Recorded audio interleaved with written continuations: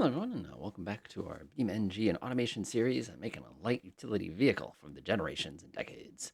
So we have something pretty good here. This is a 1960 car body here, and we're basically have a lot more room to work with up front. So what I'm hoping to do is get a little more power because we were really struggling back in the last couple of generations with some certain challenges there. So we're going to be steel again. It's just the way it's going to be. Going to be a space frame.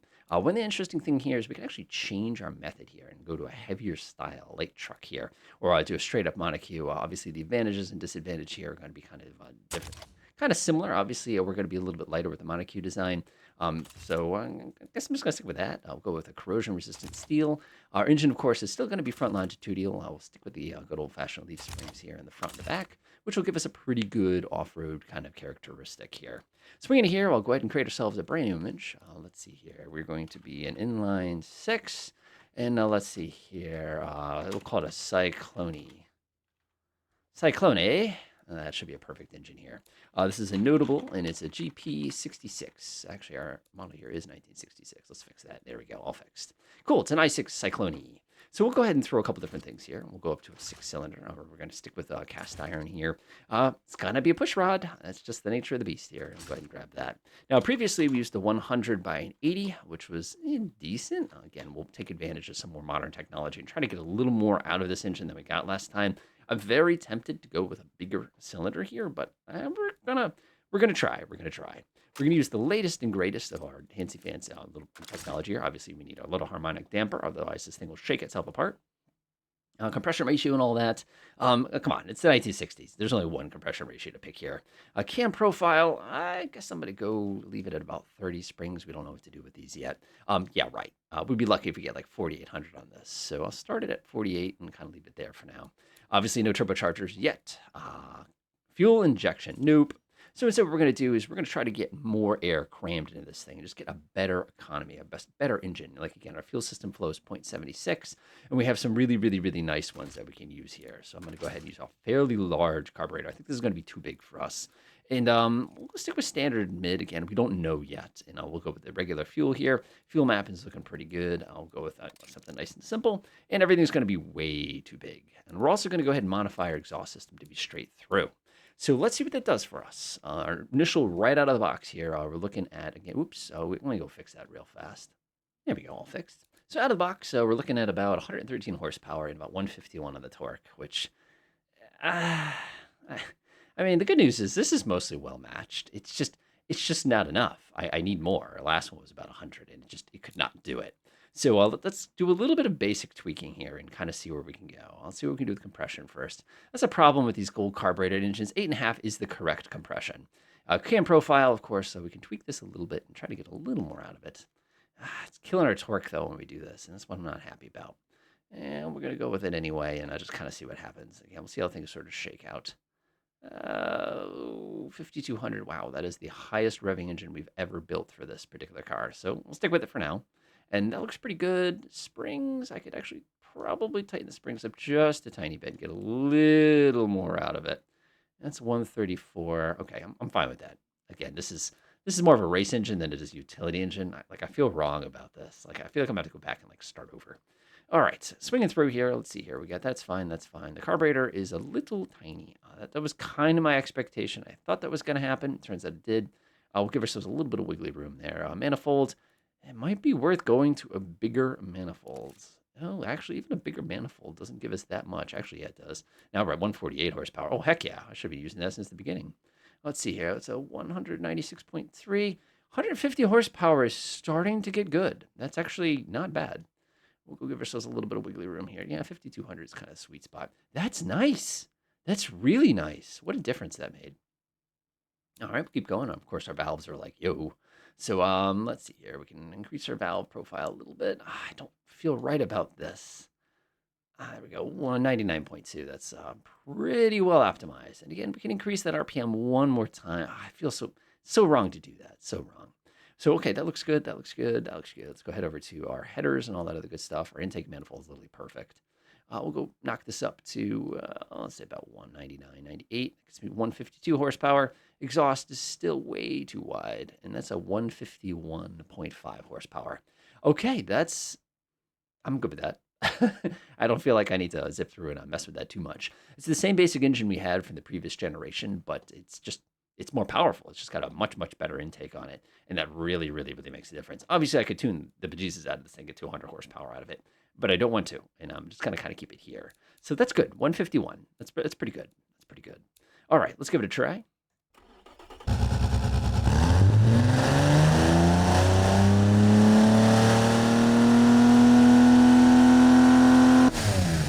Whoa, that's that's a racing engine. That is not a like light utility vehicle. My bad. Again, this is my fault. My fault. I had to do it. I had to do it. We're going to go to four-door this year, which is a little slightly different, but again, it's going to increase the usability just a tiny bit here. Colors, we've been sticking to that kind of ugly green for a while here. I think it's time for a new color. So we'll go with an ugly, oh no, that's actually kind of a nice color. Yeah, now I've made it. I've ruined it. Excellent. I like that. Egret. The color's name is Egret. Let's go ahead and now throw in a drivetrain real quick. We'll be a 4-speed manual, and we'll just aim for 110. That's going to be plenty. And we're also, because this is the 60s, we're going to leave it with a manual locker here. And we'll go back to what we're doing here. Let's see here. Fixtures. We're going to stick with the big bubbly lights. Nothing's going to change in my mind in that regard. I think we'll finally change it up around later on, maybe in like the 90s or something like that. All right, that looks good. Let's grab ourselves an indicator. We'll go with a round indicator this time. Make it like a little teardrop kind of a thing in the bottom right corner. Oh, yeah, that's hideous. Love it. All right, swing around to our back here. Let's take a look. We need to throw in those ugly square things. They haven't changed much. We do have a bit of an angle here now, so we could get a little more sophisticated with something like this, but this is not the way. I'm going to go throw that one on there real quick. I like that. Looks pretty good. Let's go grab ourselves a grill. There's only one correct grill for this, unfortunately for us, so we're going to have to go grab it again. At some point, we'll probably have to mix it up a little bit, but for now, we'll stick it like this. All right. Make that a little bit bigger. That guy has a really terrifying looking smile. Hi. It's like one of shark smiles kind of thing like that. That's okay, though. Let's go ahead and get ourselves some bumper protection here. Oh, yeah, we definitely want one of these splitters because that makes sense. Let's get ourselves a handy-dandy little fuel cap. Put it on the non-American side. Grab this. Nope. Gotta be traditional. Gotta be boring. Sorry, y'all. I'm just going to have to make this the way that feels right. All right, let's grab one of these. Obviously, we're going to unlock it from there. It should make it suicide doors by flipping them around. I won't. I was thinking about it, though. I was thinking about it. All right, mirrors. Let's see here. We're going to grab our handy-dandy mirrors. I'm not going to make any comments. You know the comments I'll make here. So I'm just going to go ahead and grab that mirror and spin it around. There we are. And we'll go make it a little bit bigger. Oh, that's hideous. Love it. One of these days I'll put a mirror here, but it's just not going to happen. Radio. It is the 60s. I think we can get it. We can get an antenna. We'll get an antenna. A little kind of something up here. Maybe this is the CB radio or something like that. Something kind of straightforward. You're going to forget about it and break it off anyway, so don't worry about it. All right, we'll go ahead and get ourselves a license plate, a license plate. Obviously, we're going to be in Michigan this time, so we're going to go back to FIMIT 1903. I like that. Nodal. Let's see here. Car company this time. We're using the notable car badge. I'm not putting any real money into this one, so I'm going with the cheap one. And unfortunately, I didn't even leave myself space to put the N on. Shame on me, I guess. But, what are you going to do? Let's see here. Wheels. I'll get some boring utility wheels here. Oh, yeah, that's ugly. Love it. Come to the exhaust tip. Pretty straight single. Now let's take a look underneath. Good enough for me. Let's see here. Miscellaneous fixtures. I could do the right thing and stick windshield wipers and everything on it, but I'm just too lazy sometimes. There is our little socket there so that we can go ahead and plug things in. And we've got this, except I don't have a bumper. Let's go get a bumper. Oh, sweet. This one has a little lights on it. Ooh, I like that. For a 1960s model here, we can have some nice little doodads on this thing. How's that? Oh, I hate it. Let's use it. Let's see here. Go ahead and grab myself another one of those. That thing's so ugly. Yes, love it. Let's put that right there and stretch it out. Remember, if you name something, it's going to last longer in a campaign. Oh, everybody knows that rule. And, oh, yeah, this is the nicest looking thing we've made so far. I love that. Cool. Can't wait. Can't wait. All right, let's see. Exhaust, we got that. Drivetrain, we've already decided we're going to go 4x4. In the 70s, we'll go up to an automatic, but for now, we're going to stay here. 110 is the speed. Not really. It's not going to happen. Our radial, we're going to do utility tires. Those are probably way too big. I'm not looking at it for the... Yeah, look at the size of those tires. I don't think so. And we'll leave this alone. We don't need to. This is the 60s. We have modern technology, so we'll use drum brakes instead. So now we're going to go ahead and set these guys here. I'm guessing it's probably going to be somewhere around 50% if I had to guess. And if I have to guess, it's probably going to be about 110. Again, I'm just making numbers up like I always do. Off-road, definitely. And we're going to make sure plenty of brake airflow. We're going to go down detachable hardtop. Can't do anything about that. We are basic, but we are nice. Phonograph. What? We'll go ahead and stick in a standard AM radio. You know, a little bit of creature comforts here, but that's okay. Let's see here. We have a hydraulic ball. We have hydraulic rack and pinion. I actually want rack and pinion here. We'll do a basic 19 sounds with standard 60s kind of features. Swing over here. We have a couple different choices here. Yeah, we want the one that's going to give us the better off-road capability, which is going to be this one. We're going to do utility, and we're going to fix the same 3 things we have to fix every single time. You know, it's just the nature of the beast. I'm not even going to look. All right, here we go. Told you. Again, a little bit of practice. Front brake. We have brake issues. Oh, wow. Those are brake issues. Okie dokie. Let's try increasing the force first. It's going to be too much. Called it. And while that's going on, we're just going to increase this up to like 90%. Oh my gosh, I was so darn close that time. 80%. Let's come down a little bit. Looks like our wheels are actually a good size for the weight of this vehicle, which I'm happy. I'm cautiously optimistic we have made the best version of this so far. The brakes look beautiful. We have no angry warnings, which is new for me. Let's head over to the test track real quick and have it take a run real fast. I think we have to beat like 156 or something like that. We'll see what happens.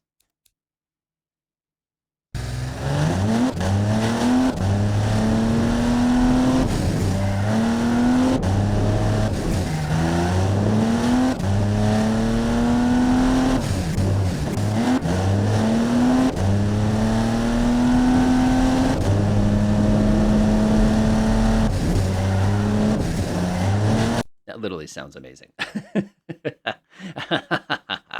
I'm just kind of, that's my evil laugh there. That was great. That was almost 7 seconds quicker than anything we've done so far, which makes sense. But we're still incredibly heavy.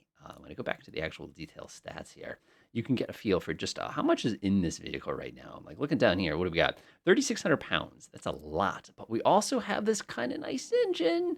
So we'll see how it goes. Let's go ahead over to BeamNG. All right, and the games begin. First challenge, of course, is going to be to try to hook the trailers, which this is not a talent of mine, as anybody can probably imagine here. Let's go ahead and back ourselves up just a little bit. I hate short trailers. I hate them so much. And there we go. That was actually probably the easiest one so far. Okay, so we're ready to rock. Let's get going. Oh, that was a bad sign.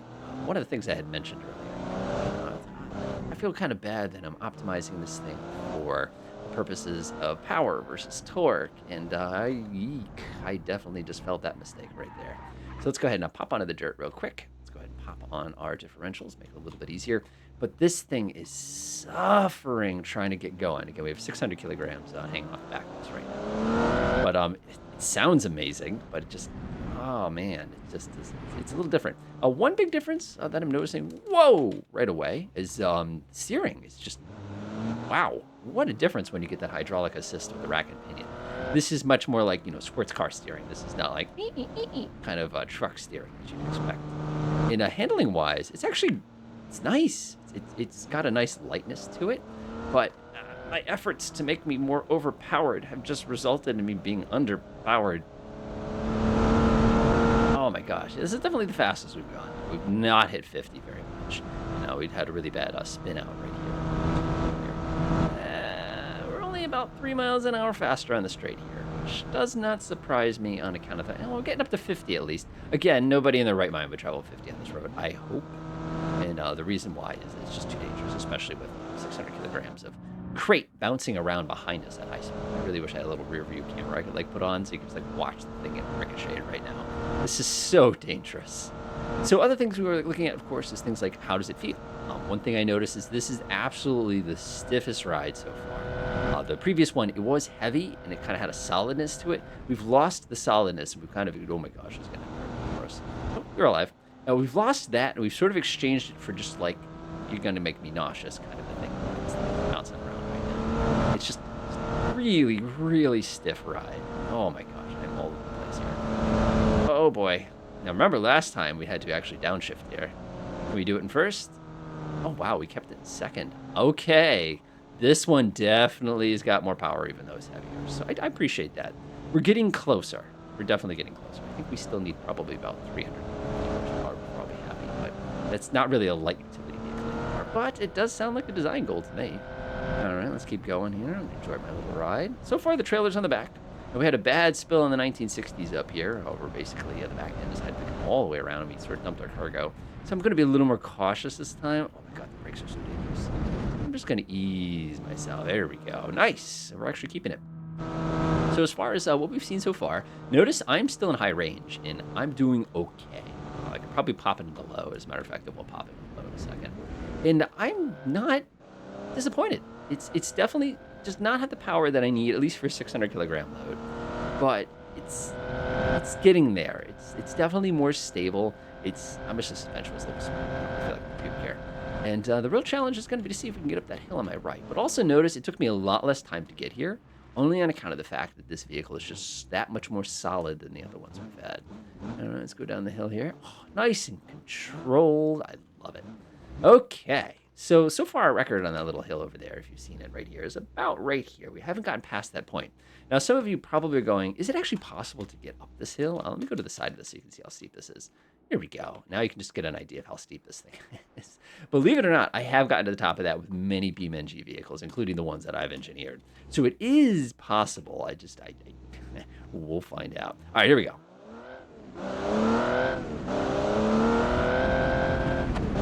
I don't think this is going to be well.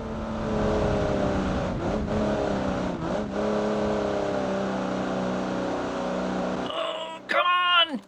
No, no, no, no, no, go, go, go, go! No! Okay, that didn't go so well. I don't know why that is. It feels physically exerting to try. Look out the smoke on the top. Oh boy, I probably should have driven off the side of that. We're still good! Oh, he says as he loses his life. Oh! Oh! Oh, that was bad. Okie dokie. Let's go ahead and fix our damage here. Please don't break. Please don't break. Yes!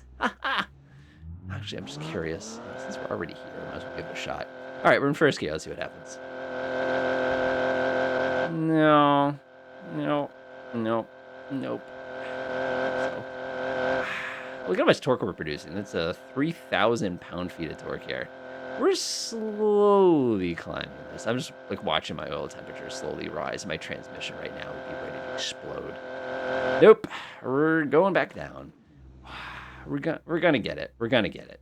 I don't know what car it is. Like I said, my prediction is probably gonna be the 80s or something like that. We can finally get this thing actually to be able to get up this. But I feel like we're gonna have to cheat, or we're gonna do special tires or anything. All right, so we have one more test to do, of course, in our little testing range here to see how good this is. This is my favorite so far, by the way. Of all the vehicles, yeah, it doesn't have that low end torque, but it definitely is.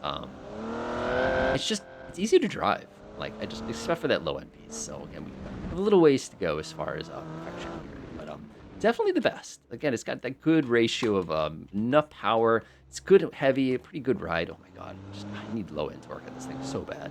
Come on, let's go. Yeah, so this will require a lot of very, very skilled driving on the driver's part.